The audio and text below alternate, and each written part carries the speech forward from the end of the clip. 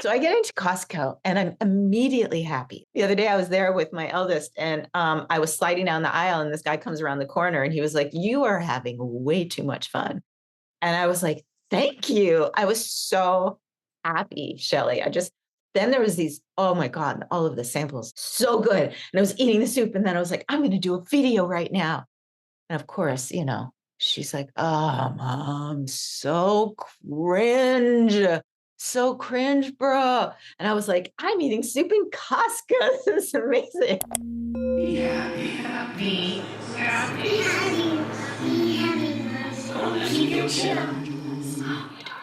Welcome back, Creative Mama fans. We are bringing you part 3 of our conversation with the vibrant and charming Ellyn Marsh. We have had such an incredible time diving into her perspective on what it really means to show up as authentic women, the hilarity and heart of having her daughter's friends follow her on social media, and the reminder that time is the one thing we just don't get back. And yes, Brenda makes another appearance, giving us that gentle nudge we all need. It all goes by so fast. So settle in for another party over here. Let's dive in with the one and only Ellyn Marsh.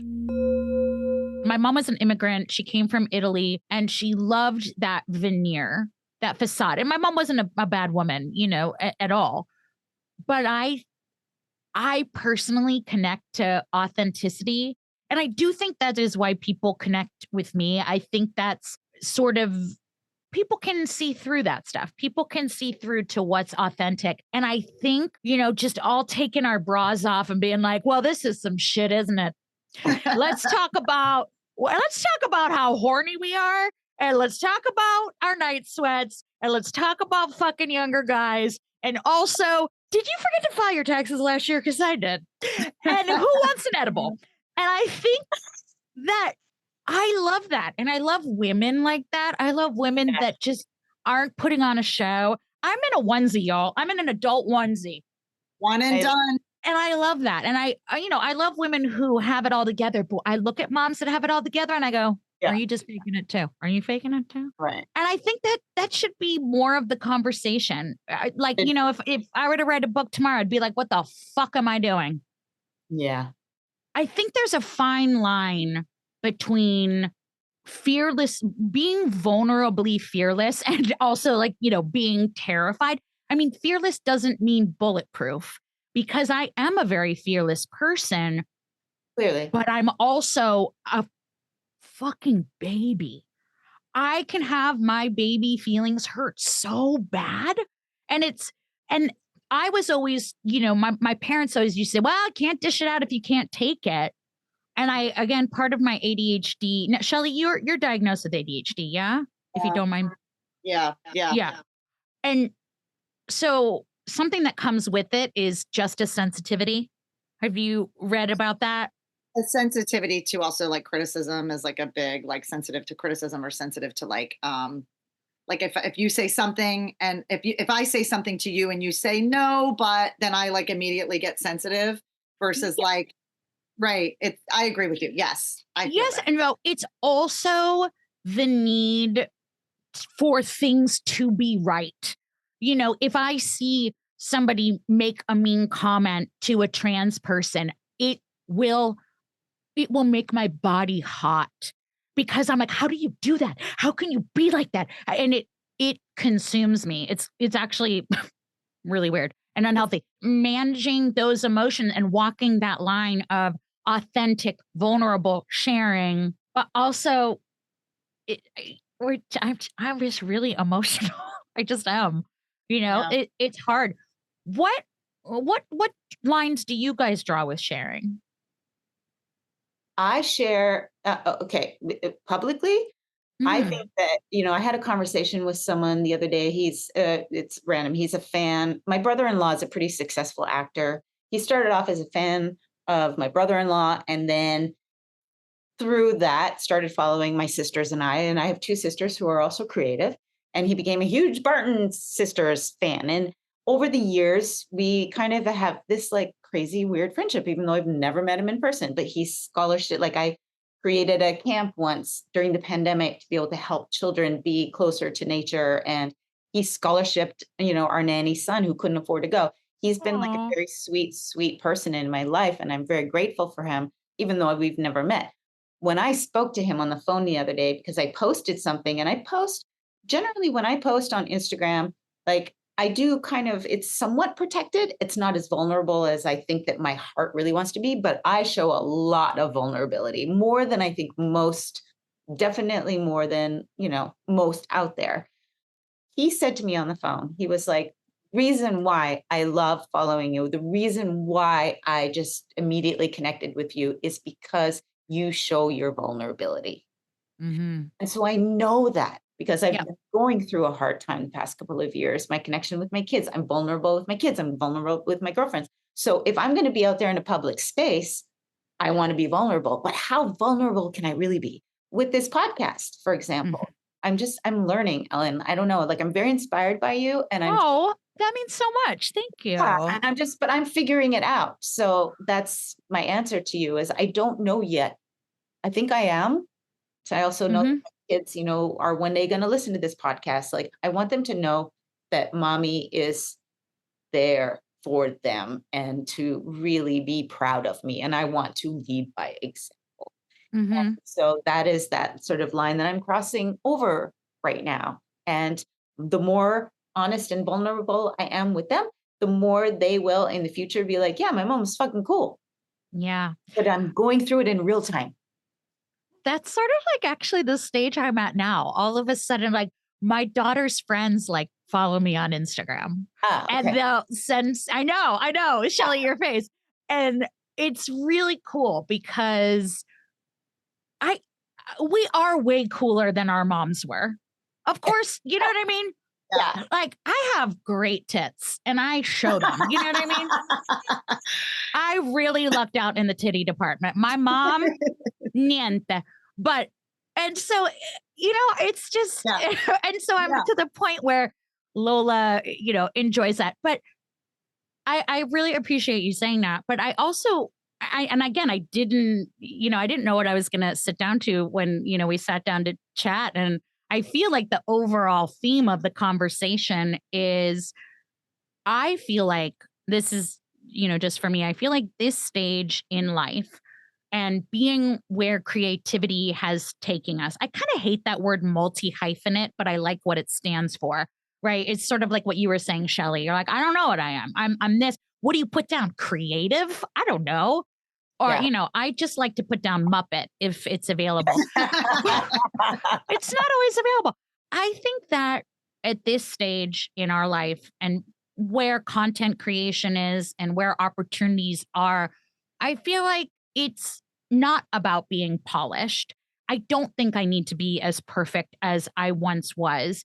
I think letting go of fear of being cringe or weird or Right. too much. My Right. whole life, I knew I was too much. My whole life was about toning down. Ellen, don't be so big. Ellen, don't be so loud. Ellen, don't be so dramatic. Ellen, don't be the center of attention.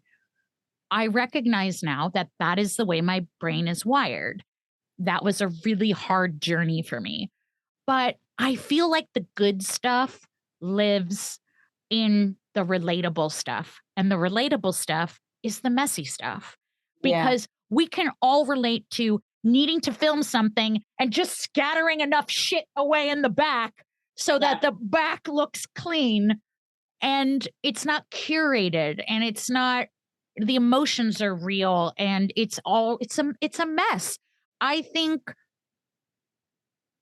we sit here and we've all gone on different paths and different journeys, and sometimes they intersect and sometimes they go different ways.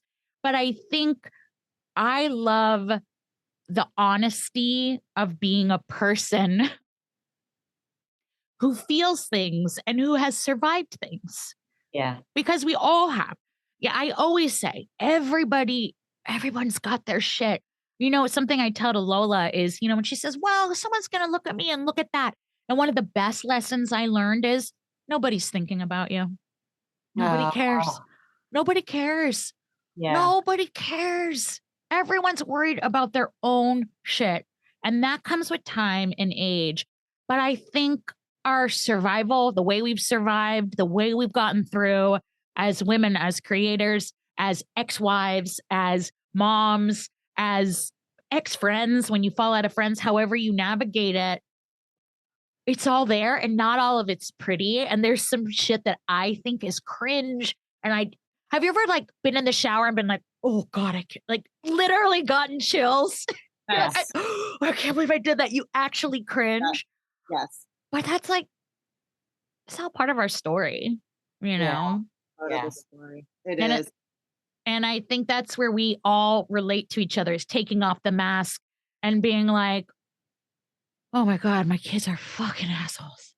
And and just being real with each other because we're all more alike than anyone wants to agree. And I say that all the time in politics. The biggest thing that Donald Trump ever did was make us think that we are political enemies when really we're the enemies of the billionaires. That's the biggest trick he ever played, Yeah. was making us believe that we are more different than we are similar, because we're not. We're all similar.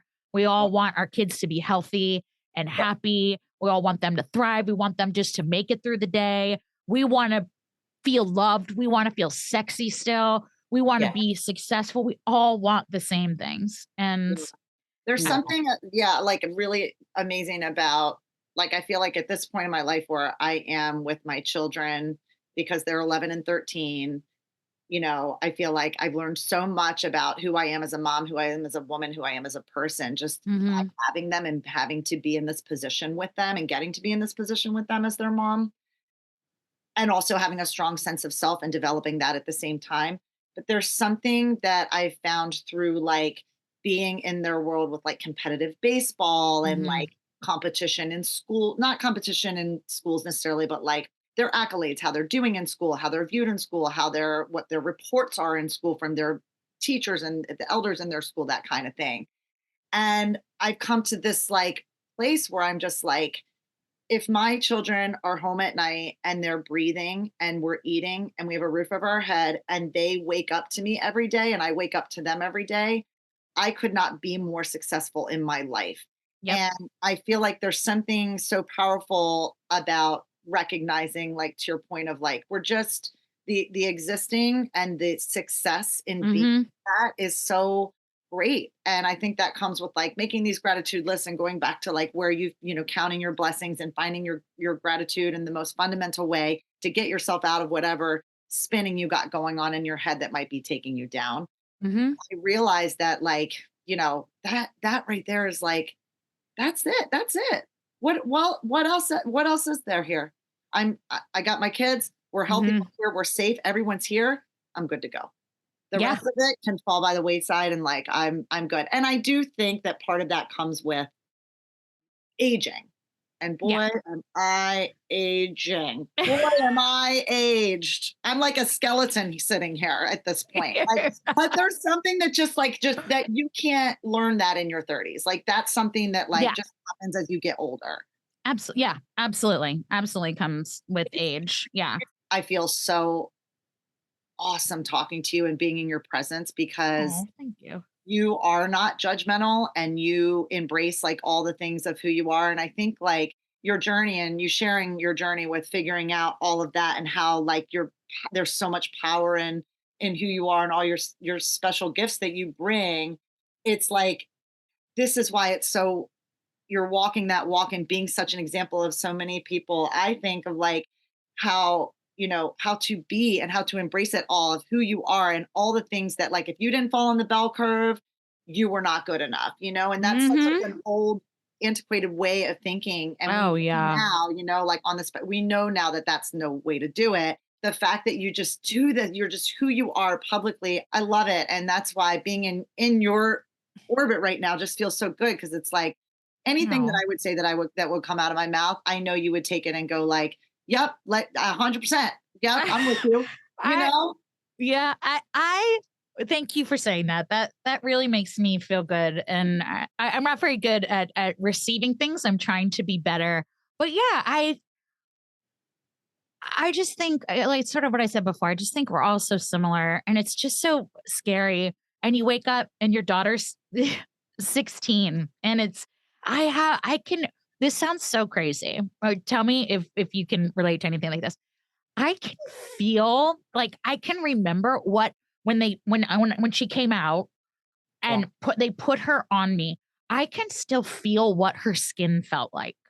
Yeah. That I can still feel it, that moment. And I remember thinking like, oh, I didn't think her skin would feel like this. And I have like a tactile, visceral memory of it. And then I'm looking at this girl who's taller than me. She's so much more poised than I was at her age. They're so much better at makeup and they're so much cooler than we were.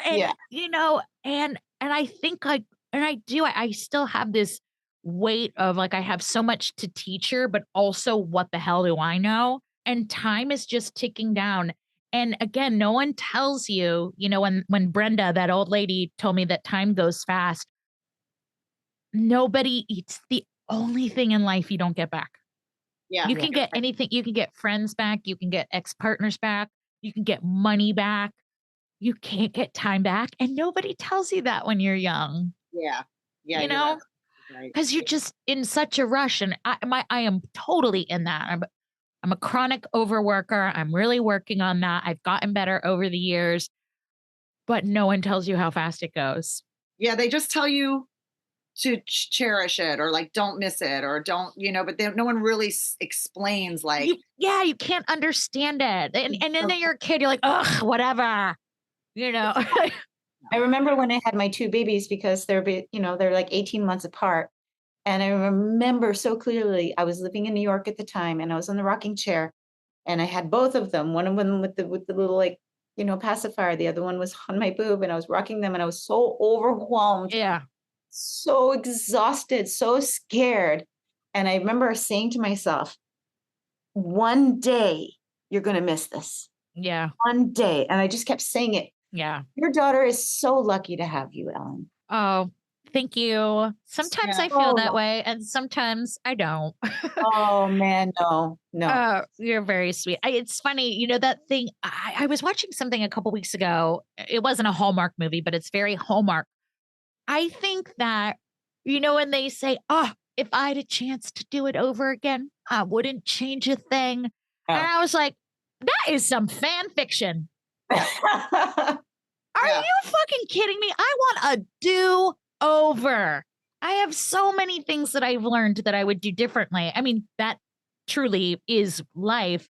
But no, I do so many things differently, but are you without power, Shelly? What's happening over there? Ellyn, one would think because of how dark it just got in the room, all of a sudden, I don't know, listeners, if you can see, but it's like I'm in a haunted house now. My Apple Watch is dead. My phone is not here. I'm judging the time by the sun like I'm in fucking 19, whatever. And I think it's time to take my kids to practice. That's what we're saying by the shadow that we're seeing is the sun setting. And I have to go pick up my child in 5 minutes as well. So yes, I have to go pick up Lola from dance. So let's all go do mom things. Did we talk about mom stuff? I don't even know. I blacked out. I feel like there's an endless amount of mom stuff that we can talk about, but moms are humans. And you know what? We're fucking human. And, let's just talk about being human. I think we do have to remember we're human, and you have to remember that we are women and we're individual. We're not, our identity isn't wrapped up in being a mom. I say that to Lola all the time. I always wanted to be a working mom, but I think that's so taboo to say. I'm like, I'm so many things. Like Shelly said at the top of the episode. When I considered not working for so long, the first 5 years of my kid's life, I'm like, I got to be a stay-at-home mom. Like, I can't, what should I, and then it hit me where I was like, the last thing my kids need is my fucking crazy energy at them all day long, right? Could you imagine? Yeah. Like, they cannot be my successes. Like, that can't be where my success lies. That's crazy. And if you're not doing what you want, they're not getting the best version of you. 100%. You all are so fun to talk to. I feel like I could just sit and gab for hours. You guys, I feel like we've been best friends forever. So tattoos on Monday, come to the vagina vacation over here. We got pink everything. I will make it so weird. Creative Mamas Unplugged is produced by Breatheasy Productions with music by Jeremy Jurin. If you enjoyed this episode, please don't forget to give my mama 5 stars and keep coming back. Thanks to us kids, there are plenty of stories to tell. And you are not alone. We are inspired by you. Thank you for joining our Creative Mamas community. Support Creative Mamas Unplugged on Patreon to get your name in the credits, receive extra content, and earn some fun prizes. With this, we can keep creating, uplifting, and growing this incredible community together. We love you so much. Applause.